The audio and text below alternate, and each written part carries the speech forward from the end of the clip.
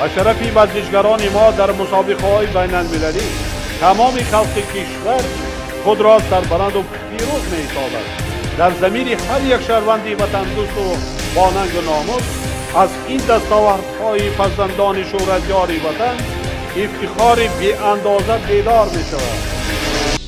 فراموش نسازید که استقلال دولتی اساس و تحکوسی خانه آباد، سری بلند و زندگی آرام و آسوده هر فردی صاحب دولت و صاحب وطن می باشد.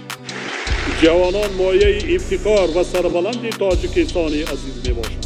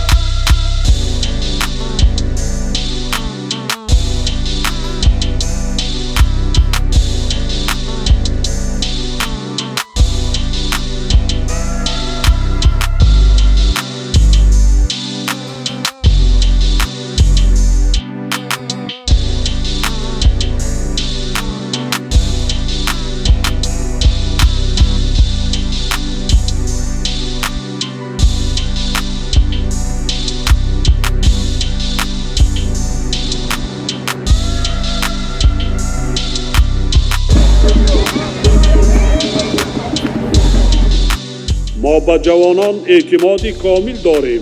دستگیری صمیمانه آنها را از سیاست پیش گرفته دولت و حکومت قدردانی می نماییم و نقش ارزشمندشان را در همه جنبه های حیات کشور احساس می کنیم.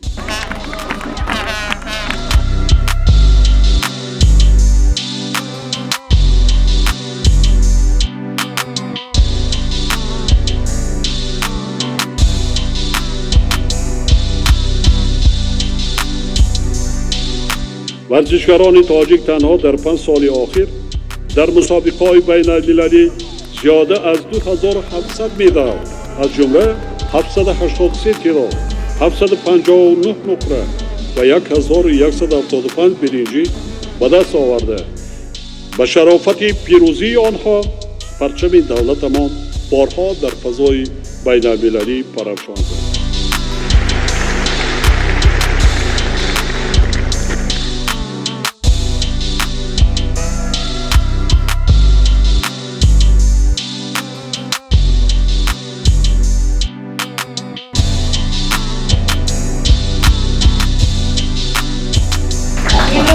ما مردم سربلند و باوقار تاجیک شکرانه صاحب وطنی، شکرانه صاحب استقلالی و شکرانه اساسگذار صلح و وحدت ملی، پیشوای ملت، پرزیدنت جمهوری تاجیکستان محترم امام علی رحمان میکنیم. ما امید داریم که جوانان ما همچون طبقه از همه فعال جامعه منبع نیست تشبس‌های سازنده را عملی می‌نمایند.